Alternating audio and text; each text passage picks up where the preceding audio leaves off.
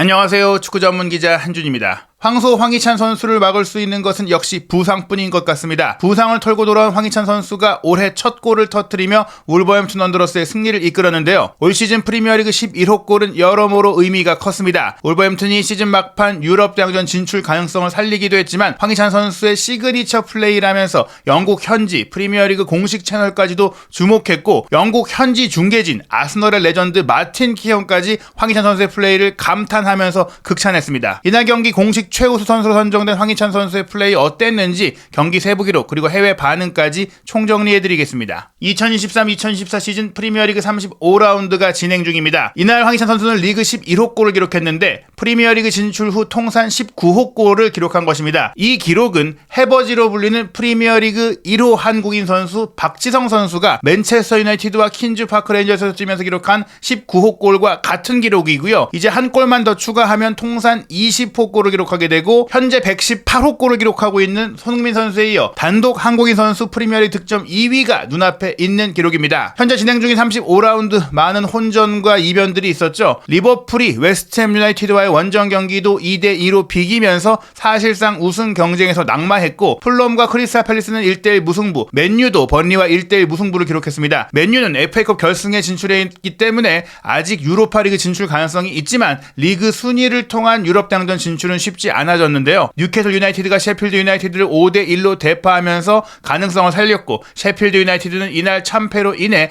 2부 리그 챔피언십 강등이 확정됐습니다. 에버튼은 브렌트포드의 1대0 승리를 거두며 잔류의 희망을 높였는데요. 프리미어리그 공식 리포트는 황희찬 선수가 오랜 기다림 끝에 올 시즌 11번째 골을 넣었다고 주목했습니다. 지난해 12월 27일 브렌트포드를 상대로 2골을 넣은 이후 아시안컵에 참가했던 황희찬 선수가 아시안컵 기간 동안 입었던 부상으로 인해 한동안 고생을 했어요. 그러한 가운데 마지막 득점 이후 무려 4개월 동안 득점포로 가동하지 못했었는데요. 황희찬 선수가 몸 상태를 회복하자마자 득점을 올렸다. 루턴타운을 상대로 자신의 전성기에 가까운 모습을 되찾았다라고 했습니다. 루턴이 강한 출발을 했지만 이 역습 상황에서 황희찬 선수의 골이 나오면서 울버햄튼이 이길 수 있었고 울버햄튼의 긴장을 풀어줄 수 있었다. 특히 이 승리를 통해서 울버햄튼은 본머스를 제치고 10위로 올라섰고 7위권 유로파 컨퍼런스 리그 진출권과의 승점 차이가 7점밖에 나지 않기 때문에 남은 3경기에서 어떤 일이든지 일어날 수 있다라고 기대했습니다. 황희찬 선수는 프리미어리그 공식 채널이 선정한 맨 오브 더 매치로 선정이 됐는데요. 전문가 패널이 꼽은 10명의 후보자에 당연히 이름을 올렸고 그 10명의 후보자 가운데 팬투표가 진행됐는데 59.5%의 압도적인 지지를 받았습니다. 루턴타운의 만회 골을 기록한 칼튼 모리슨이 18% 그리고 황희찬 선수에게 많은 기회를 공급해줬던 현재 울버햄튼의 중원 대장이라고 할 수 있는 마리오 르미나가 7.8% 그리고 수비수 막스 킬먼 4.0% 결승골을 넣은 토티 고메스가 3.4%였으니까 이날 황희찬 선수의 영향력과 파괴력과 현지에서의 인기까지 확인할 수 있는 투표율이라고 볼 수 있겠습니다. 황희찬 선수는 중요한 선제골을 넣기도 했지만 이날 슈팅 정확성이 100%에 달했고 키패스도 하나를 기록하면서 어시스트를 기록할 기회도 있었거든요. 통계 매체 폰몹의 평점에 따르면 르미나 선수가 어시스트를 기록하면서 평점 8.3점, 또 다른 어시스트를 기록한 마테우스 쿠니아가 7.4점이었고 득점을 기록한 황희찬 선수도 7.4점이었습니다. 사실 이날 경기 황희찬 선수의 통계 기반 평점이나 다른 언론사 평점에서는 최고 평점을 받지 못했는데요. 그 이유는 득점 외에 다른 지표상으로는 조금 아쉬운 면들이 있었기 때문입니다. 일단 황희찬 선수가 90분 풀타임을 소화하면서 이날은 최전방과 우측 그리고 오른쪽 측면 뒷공간까지 커버해주면서 폭넓게 움직였고 거의 쿠냐 투톱으로 나오면서 자유롭게 움직이는 형태로 가져갔는데 다만 경기의 주도권을 울버햄튼이 마녀 가져가진 못했어요. 그러다 보니까 황희찬 선수의 볼 터치 횟수 자체가 많지 않았고 패스 시도가 10번밖에 없었기 때문에 4번밖에 패스 미스가 없었지만 패스 성공률이 60%로 낮게 기록이 됐습니다. 물론 기회 창출이 하나 있긴 했었고 슈팅 정확성도 100%, 3개의 슈팅 중에 2개가 유효 슈팅이었고 하나가 이제 상대 수비의 블로킹에 막혔던 장면이 있었지만 한 차례의 슈팅이 빅찬스 미스였다는 점에 있어서 조금의 감점 요인이 있었다고 볼 수 있겠고요. 한 차례의 롱패스도 조금은 실패를 했고 무엇보다 파이널 서드 지역으로의 패스 공급이 한 번밖에 없었다는 점도 이날 기록적으로는 점 존스를 받기 어려웠던 이유입니다. 상대와의 4차례 지상 경합에서도 한 번밖에 승리하지 못했고 공중볼 경합 한 차례도 패배했고요. 다만 수비적으로는 리커버리 1개, 수비 액션 1개를 기록하면서 공을 되찾아온 역할도 하긴 했습니다. 그러나 전반적으로는 분명히 아주 몸이 좋았던 때의 황희찬 황희찬 선수와 비교했을 때는 기록적으로 많이 인상적인 면을 보이지 못했던 게 사실인데요. 그러다 보니 영국의 스카이 스포츠는 이날 경기 수비수인 막스 킬먼에게 평점 8점을 부여하면서 경기 최고의 선수로 선정을 했습니다. 킬먼 외에 결승골을 기록하기도 한 또 다른 수비수 토티 고메스도 8점을 받았고, 수비수인 세메두, 도허티, 또 골키퍼 주제 싸까지 수비 라인이 전반적으로 좋은 평가를 받았다는 것은 이날 경기를 루턴타운이 조금 주도적으로 가져갔지만 골을 넣지 못했다, 기회를 막아냈다, 그러한 가운데 이제 공격진들이 기회를 잘 살렸다, 이런 평가가 나온 것인데요. 영국 스카이 스포츠는 황희찬 선수의 최근 득점 기세에 대해 주목했습니다. 최근 출전한 23차례 프리미어리그 경기에서 기록한 10골인데 이게 황희찬 선수가 입단 후 첫 60경기에서 기록한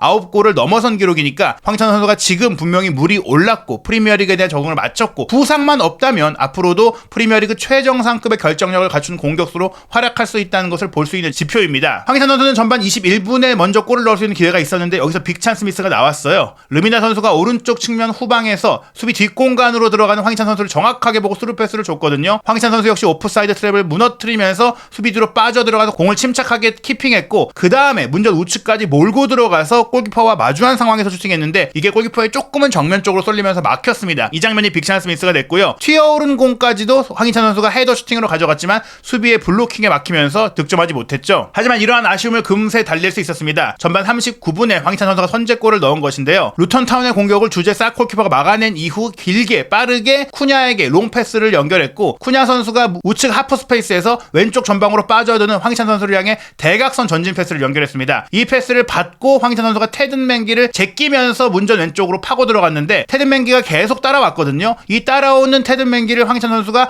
왼쪽으로 치고 들어가서 컷백 하는 척하면서 접었고 안으로 잘라 들어오면서 오르막 가마차기 슈팅을 이 하시오카 선수의 다리 사이로 찔러 넣으면서 골키퍼의 허를 찔렀고 수비라인 모두의 허를 찔렀습니다. 상대 수비 3명을 앞에 두고 자유자재로 공을 컨트롤시키고 이동시키면서 마무리했기 때문에 황희찬 선수의 솔로골이라고 해도 무방했던 장면이고, 무엇보다 사실 황희찬 선수의 시그니처 플레이라고 할 수 있는 것은 과거 잘츠부르크 시절에도 보여줬던 판다이크를 제쳤던 접기에 이은 슈팅인데요. 이번에도 접을 때 상대의 타이밍을 완전히 빼앗고 무게중심을 빼앗고 그 다음에 침착하게 슈팅까지 반대편으로 골문 파포스트를 노리는 이런 플레이가 또 한 번 적중한 것입니다. 알고도 당할 수밖에 없는 플레이겠죠. 후반전에 황희찬 선수는 어시스트도 기록할 수 있었는데요. 왼쪽 수비수인 토티 고메스가 70분 왼쪽 수비라인 후방으로 뛰어드는 황희찬 선수를 향해 강력하고 빠른 로빙 스루 패스를 보냈고요. 이 패스를 받은 황희찬 선수가 또 한 번 문전 왼쪽으로 돌파해 들어간 이후 2번이나 접기 기술을 선보이면서 상대 수비를 흔들어 놨어요. 다만 이번에는 전반전에 당했던 바가 있는 루턴 선수들이 슈팅 각도를 내주지 않다 보니까 황희찬 선수가 3명을 본인 쪽으로 몰아둔 이후에 뒤에서 달려들어온 트라우레 선수에게 패스를 툭 밀어줬습니다. 그리고 이 패스를 트라우레가 프리 상태에서 오른발 슈팅으로 가져갔지만 아쉽게 골대 옆으로 빗나갔기 때문에 황희찬 선수의 키패스가 득점으로는 연결되지 못했습니다. 프리미어리그 공식 채널도 황희찬 선수의 시그니처 스타일이라는 표현을 썼는데요. 싹 골키퍼에서 시작해서 쿠냐를 거쳐 황희찬에게 연결된 이 득점은 플래시처럼 번쩍이었다. 그리고 황희찬 선수의 촉백, 황희찬 선수가 이제 꺾어 들어오고 잡아 들어가면서 오른발로 시그니처 스타일로 슈팅했던 것, 바텀 코너 아래쪽을 찔렀던 것이 정말 황희찬 선수의 필살기다라고 소개를 한 것입니다. 이 득점 장면에 대해서는 영국 방송 파이널 스코어에 출연한 전 잉글랜드 대표 수비수, 아스널 레전드 수비수 출신인 마틴 키언의 극찬을 받았는데요. 루턴이 이 경기에서는 모든 것을 길게 가져가다가 울버햄튼의 역습 그리고 돌파골을 허용했다. 특히 황희찬 선수가 테덴 맨기와의 1대1 상황이 놓여 있었는데 수비수 입장에서는 빡빡하게 상대를 마크하지 못하면 시간과 공간이 생기게 된다. 황희찬 선수가 맨기의 마크 속에서도 시간과 공간을 만들어내는 상황이 나왔다고 했는데요. 황희찬이 그냥 본능적으로만 움직인 게 아니라 고개를 들어서 살폈고, 그러니까 어디에 슈팅각이 있는지 슈팅 공간이 있는지를 살피고 나서 침착하게 마무리했다. 결국 골망을 가르게 됐다. 경기를 밀리던 울브스가 갑자기 자신감을 되찾을 수 있었다. 그것은 황희찬 선수의 침착한 마무리와 역습 플레이 덕분이었다라고 키언이 얘기한 것입니다. 평소 논평할 때 굉장히 까다롭고 엄격한 것으로 유명한 마틴 키언이 이 정도의 평가를 한 것은 극찬이라고 볼 수 있는데요. 무엇보다 황희찬 선수가 문전 앞에서 서두르지 않고 침착하게 수비의 발과 골문의 구석과 골키퍼의 위치까지 확인하고 헤드업한 플레이, 룩업이라는 표현을 썼는데 이런 상황에서 기회를 살린 것에 대해서는 분명히 영국 내에서도 황희찬 선수의 해결 능력과 킬러 본능을 인정한 것입니다. 영국 BBC 역시 실시간 중계에서 황희찬 선수가 루턴타운의 빅 블로우, 큰 타격을 안긴 골을 터뜨렸다면서 이 득점 장면을 크게 조명했는데요. 영국의 스카이 스포츠 역시 황희찬 선수가 너무나 쉽게 해결했다는 표현을 썼어요. 울버햄튼이 카운터, 역습으로 루턴타운을 응징했다고 했는데 칼튼 모리스가 고의를 놓친 이후 울버햄튼이 루턴의 포메이션에서 공격을 하다가 수비로 내려온 과정 속에 빈틈을 노렸는데 쿠냐의 패스를 받은 황희찬 선수가 맨기를 제치고 공간을 찾았고 먼 쪽 구석으로 낮게 깔리는 슈팅을 연결했는데 이게 결코 쉬운 상황이 아니지만 메이킹 making it too easy. 어려운 상황이었음에도 불구하고 사진 보시면 아시겠지만 3명의 수비가 앞을 지키고 있음에도 불구하고 너무나 쉽게 골을 넣었다. 이 공이 깔려 들어가고 감겨 들어가면서 골키퍼를 포함한 루턴타운 선수 4명을 바보로 만들었거든요. 이게 쉽지 않은데 쉬운 것처럼 해냈다. 그것이 바로 황희찬 선수의 클래스를 설명한 것입니다. 이러한 면은 울버햄튼의 게리 오닐 감독 역시 주목했는데요. 경기를 마치고 나서 진행한 BBC와의 인터뷰에서 2명의 공격수가 있다는 것이 우리에게 얼마나 큰 차이를 가져다 줬는지 놀랍습니다라고 이야기를 했어요. 즉 최근 고전했던 울버햄튼이 이길 수 있었던 것, 그리고 최근에 사실 고전했던 이유가 쿠냐와 황희찬 선수가 번갈아 부상을 당했기 때문이다. 황희찬 선수가 있을 때는 쿠냐가 이탈해서 아쉬움이 있고 또 쿠냐가 돌아왔을 때는 황희찬 선수가 부상으로 뛰지 못했던 아쉬움들이 있다 보니까 어떻게 보면 반쪽짜리 경기를 해오다가 두 선수가 함께 뛰고 두 선수가 함께 전방에서 콤비네이션을 이루기 시작하니 우리가 원래 알던 전반기 돌풍의 그 울버햄튼이 돌아왔다는 얘기인데요. 게리 오닐 감독은 12월 30일 이후 처음으로, 특히 올해 들어 처음으로 황희찬과 쿠냐가 같은 명단에 이름을 올릴 수 있게 됐다. 두 선수 없이 힘든 시기를 보냈고 지금 두 선수는 아직 몸 상태가 완벽하지는 않지만 팀에 큰 도움이 되고 있다라면서 이날 경기 승리의 원동력이 바로 황희찬 선수와 쿠냐 선수의 조합이 재가동된 것이라고 설명을 했습니다. 이런 점은 상대팀 이날 패배한 루턴타운의 롭 에드워즈 감독도 주목했는데요. 오늘 2골을 실점한 것이 실망스럽지만 그래도 끝까지 한 골을 만회하면서 경기를 이어간 것이 자부심을 갖게 하는 결과다라고 하면서 고개를 떨구지 않겠다고 했어요. 아직 잔류의 희망이 살아있는 상황인 루턴타운인데요. 힘든 한 주를 보낸 가운데 우리는 투지와 정신을 보여줬고 사실은 더 많이 실점할 수도 있었지만 버텨냈다라고 하면서 이날 황희찬 선수의 플레이를 통해 울버햄튼이 한두 골 정도를 더 넣을 수 있었던 점도 인정을 했습니다. 오늘 아무것도 가져가지 못해 실망스러운데 울버햄튼이 오늘은 리얼 퀄리티 선수들이 돌아왔기 때문에 정말 좋은 모습을 보여줬다라고 했어요. 그 리얼 퀄리티 선수 중에 대표적인 선수가 바로 황희찬 선수라고 할 수 있겠죠. 한동안 뛰지 못했고 한동안 컨디션을 보이지 못했던 선수, 돌아온 것 자체를 떠나서 경기력이 돌아오는 선수에 있어서 가장 주목받고 있는 선수가 황희찬 선수이기 때문에 이 리얼 퀄리티에 대한 표현은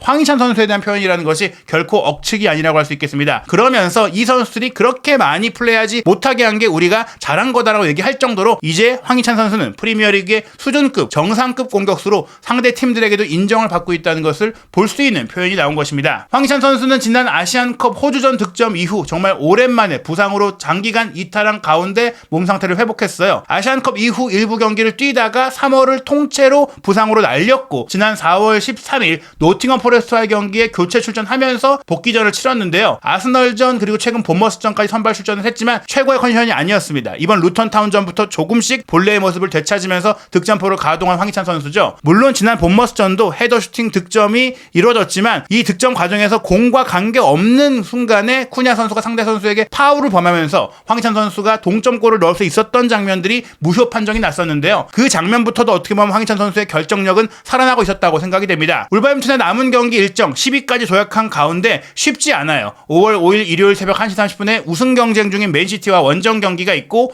5월 11일 토요일 밤 11시에는 글라스너 감독 부임 후 경기력이 올라온 팰리스와의 경기, 그리고 시즌 마지막 경기로 5월 20일 0시 위리겐 클롭 감독의 마지막 경기가 될 리버풀과의 원정 경기가 예정되어 있는데요. 황희찬 선수가 이 남은 3경기에서도 득점포를 가동하면서 멋지게 시즌을 마무리하고 올 여름 이적 시장의 태풍이 될 수 있을지, 그리고 울버햄튼의 에이스로서 울버햄튼을 유럽 대항전에 진출시킬 수 있을지 한준TV와 함께 부상에서 돌아온 황희찬 선수의 모든 소식, 프리미어리그 최신 이슈 구독, 좋아요, 알림 설정을 통해 확인하시기 바랍니다.